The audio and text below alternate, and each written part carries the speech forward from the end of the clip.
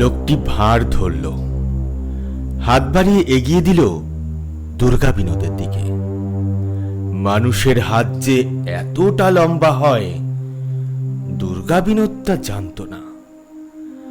ভার শুদ্ধ হাতখানা সোজা দরজা পার হয়ে চলে এলো তার মুখের কাছে। দুর্গা বিনোদ থ হয়ে বসে রইল।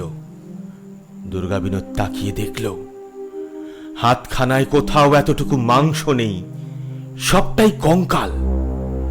হাতের মালিকের পানে তাকালো, মুখ কই, এ তো কঙ্কালের করটি।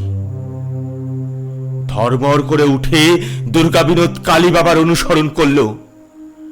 মন্দিরের মধ্যে পিদিম জ্বলছে, ধূপ ধুনার অন্ধকার, ছোট্ট প্রতিমাটি ধোঁয়ায় আচ্ছন্ন।